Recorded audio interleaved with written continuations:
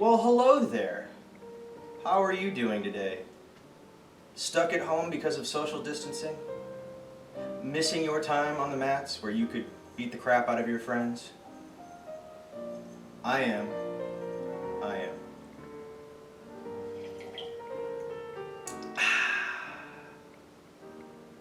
Hate fuel. Gotta love it. So, you're asking yourself, self, I'm stuck at home. I can't do jujitsu. Do I just sit around and drink whiskey from a coffee mug and pretend to think that I'm on the mats by wearing my gi? Well, no, that would be sad. It would be very, very sad. Don't do that. Don't do that. I mean, you can drink whiskey if you want, and you can dress up in your gi if you want, but do something more. What could we do? Well, there's a lot of Home-Jitsu that one could do. And today we're going to show you some stuff inside and outside you can do. And don't worry about looking weird outside. We are way past weird at this point.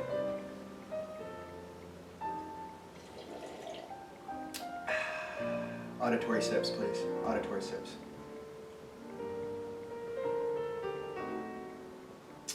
That's good stuff. Today here on Home-Jitsu. No, I'm just kidding. So everybody's probably tired of being at home and tired of dealing with the COVID and trying to figure out what to do because you can't go to Jujitsu and that sucks. No, seriously, it kind of blows. But there are a whole crap load of things you can actually do in the comfort of your own home. We're going to do a little bit outside, we're going to do a little bit inside. Some of you are saying, oh, I don't have this big spacious backyard with no neighbors. Well, you can do it in your front yard and just have your neighbors look at you like you're crazy. And since it's COVID right now and everybody's stuck at home, yeah, everybody is going a little crazy. You're probably wondering why a black belt has a yellow belt tied around his neck. Yeah, not very safe. So we're going to show you some techniques. I owe this credit to Sensei Dave. I'll show a clip of Sensei Dave as well, where he showed if you have either a belt, you can use your belt, current belt, an old belt. You can use one of those exercise bands, which Dave had, and I'll show you in a later video. Outside, we're going to do outside real quick. I'm going to show you a couple things. I'll splice in some inside bits, showing various places around the house where you can get creative and find what you need to do some Home-Jitsu. Jokingly call it that. Do keep in mind you can always do wrist stretches at home. You can do rolls either inside the house or outside the house. Outside, your neighbors will look at you a little strange, but hey, maybe you can strike up a conversation with them and get them excited about Jiu-Jitsu too. Who knows? You can do wrist stretches, you can do rolls, you can do Tai Sabaki. So I'll post the links for all those videos. You know, you be creative. There's a lot of things you can do without a partner. I know it sucks not being able to do randori or fit-ins for throws, or even a little grappling. You know, it's hard to do any of the wrist locks without an opposing wrist. Obviously, you can do the stretches to practice, but here we go.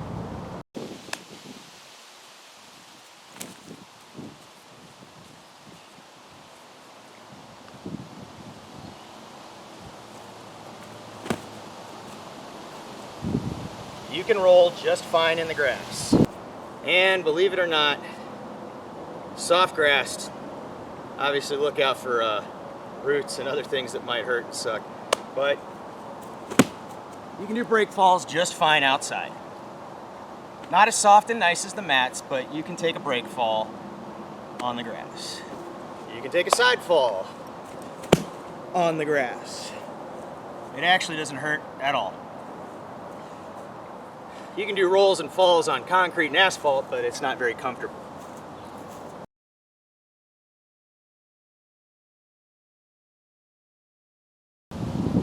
First off, why do I have a yellow belt? Alright, so this is to go with something Sensei Dave came up with.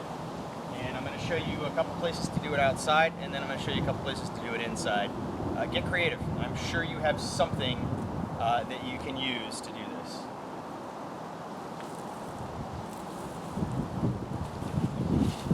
So you can use a tree, alright, and achieve the same thing that I'm going to show you in Dave's video, alright. Obviously this one's not super great, but I'm just showing you can use a tree.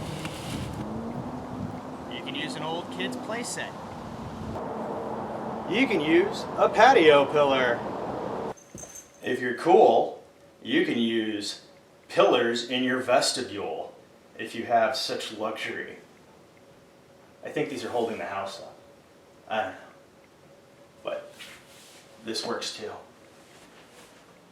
You can use your kid's bunk bed. Or yours if you're still 38 living in the basement of your mother's house with a bunk bed. Bunk beds are cool. Don't judge me. I don't live in my mother's house. This is my kid's bedroom, I swear. It's actually kind of nice. But yeah, bunk bed. Basically, anything you can find that's sturdy, stable, and can hold a belt or an exercise band above your shoulder so you can do the fit-ins, okay?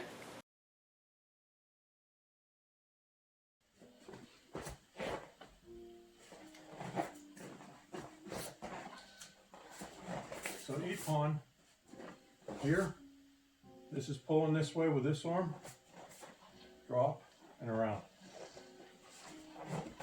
Put it all together.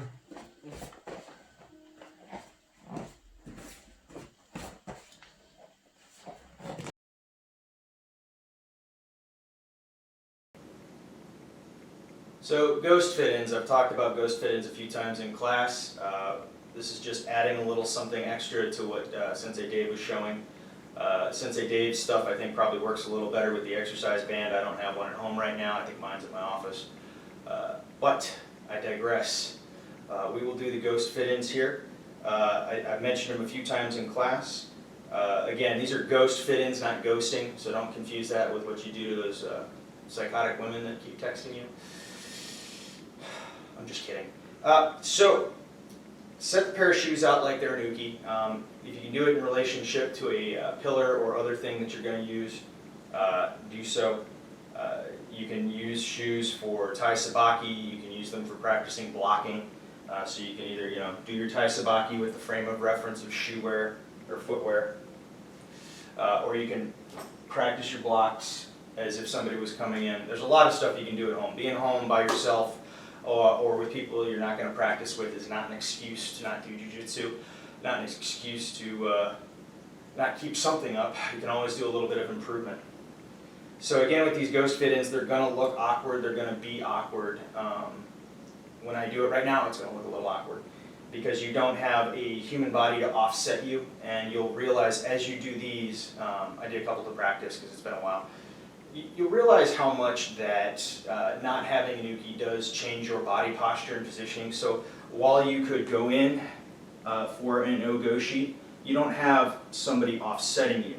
So just keep that in mind. Remember, you're going to feel weird and awkward. You're going to probably get a little bit of cramp in your back. All right, but you can still go through the motions. That wasn't even a proper ogoshi. Okay, so come in, drop, pop. All right, and you can do that with or without the band. That's without. Now I will show you with. Again, some of these are going to be a little weird. Some of them are going to be a little awkward at first. Your first one's probably going to be wrong. Matter of fact, I know that when I do this the first time, and I'm not going to edit this out, I want you to see that I'm having to adjust, and you're going to have to adjust after your first one to figure out what the proper grip and distance is in order to get a fit in. So again, if I were practicing an ogoshi, I would step in across, you're going to come out, drop, come in, and twist. Again, probably need a little more slack to be honest. I had to adjust. Okay, come in, boom, boom, boom. All right. Now, Dave went through and showed a good ippon. There's all sorts of throws you can do with this. Any of the hip throws you can do. I mean, some of them you can just step in. All right. Dave had some good examples with pulling the bands out, and he was able to follow through because he had an exercise band. Again, I'm having to adjust. You will have to adjust. I wanted you to see me adjusting. But your grip may change a little bit in order to keep that tension on your belt. But you can do the fit-ins You can do a harai. You can do a bunch of things. It's going to be a little weird. It's going to be a little awkward. You don't have somebody to offset you. You can grab a child if you have one running around. I don't think there are any here right now. Or you can grab a roommate or a spouse or whatever if you have them. But just keep in mind, they don't know Jiu-Jitsu. Don't go full hog on somebody with a any of the wrist locks or anything like that, because you will hurt them. Unless, you know, you both got together and stretched. But the individual, solo, home Jiu-Jitsu, you can do that by yourself. Again, shoes for a ghost fit in. When we go through the throws, we will do all of the different throws with a ghost fit in. Matter of fact, we're gonna do 5 different segments when we do each of the throws. One of them will be a ghost fit in, so you can practice, you know, stepping in, dropping, coming through. You may want to actually do both, with and without the belt. You'll get more follow through unless you have one of those elastic bands. So I purposely worked in a space that is small, tiny, and kind of cluttered, to be frankly honest. I don't think I've got more than 8 by 10 to work with. Most people have that much room, at least in their apartment or house. You may have to move a coffee table. You may have to move a chair into another room. But I think most everybody can find enough room to work on tai sabaki, work on ghost fit-ins on their throws. You might not have enough room to do some of the wilder sacrifice throws like Soto Makokomi, any of the harais. You might not have enough room to do any of the harais. I had to be cautious of hitting my structure here, my whatever you call it, I don't even know, ledge. I had to be mindful of that. So you should be able to do your basic fit-ins for any of your blue belt throws, any of your yellow belt throws, any of your green belt throws, well, not all of your green belt throws. Now there are some you won't be able to do, like ukiwaza. That one's a little harder to do because you actually do rely on the uki to pull you down or to guide yourself down. You can try. When we do get to the throws, I'll give an attempt on ghosting every single one of them. But the sacrificial throws, you're probably going to be less likely to do at home by yourself. The ones that require a lot of body motion, you're not necessarily going to have enough room. But most of your throws, all of your tai sabaki, all of that can be accomplished in a few square feet. I think you need maybe a 4x4 space to do tai sabaki. So there's no excuse on tai sabaki whatsoever. And most of the throws you can probably get away with in a 4x4 space as well. But the more room you can clear yourself, the better indoors, or you can go outdoors and impress the neighbors. That could be fun and amusing. And maybe strike up a conversation. Or you'll just look like that insane person in a pair of pajamas running around outside doing jiu-jitsu.